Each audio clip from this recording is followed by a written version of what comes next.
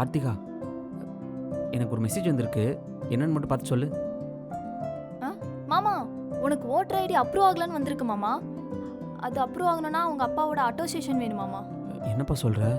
அவர்கிட்டயா? நீ எதுக்கு மாமா டென்ஷன் ஆயிட்டு இருக்க? உங்க அப்பாவுக்கு கால் பண்ணி எஸ்ஐஆர் அப்ரூவ் ஆகுறதுக்கு அட்டோசியேஷன் போட சொல்லு, அவ்வளோதான்.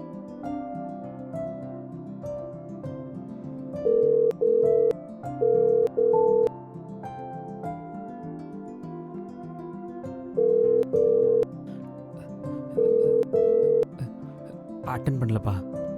சரி இரு, நான் கால் பண்றேன். சொல்லுமா. மாமா, சரவண மாமா உங்களுக்கு ஆ?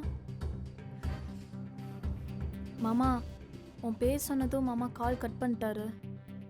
அவர் தான் எனக்கா எதுவும் பண்ண மாட்டேன்ட்டு தெரிஞ்ச விஷயம் தானப்பா. ஆனால் என்ன, இதெல்லாம் நினைக்கும் போது தான் கொஞ்சம் பயமாக இருக்குது. உனக்கே மாமா பயம் இதுல? ஒரு ஓட்டடி அட்டஸ்டேஷனுக்கே அவர் ஒன்றும் பண்ண மாட்டாரே. எப்படிப்பா அவர் பேர் இனிஷியலாக போட்டு நாளைக்கு என் தங்கச்சி கல்யாணம் பண்ணுறது? இங்கே பார் கார்த்திகா, அப்பா இல்லைனா கூட எந்த பிரச்சனையும் இருக்காது.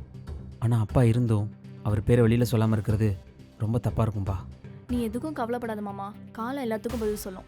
எனக்கு எல்லா விஷயத்துலையும் உதவியாக இருக்க இந்த முருகன் இந்த விஷயத்தில் மட்டும் எதுவும் பண்ணாமல் இருக்கிறதும் இதே விஷயத்தில் மறுபடியும் கஷ்டம் கொடுக்குறதாமா என்னால் தாங்கிக்கவே முடியல.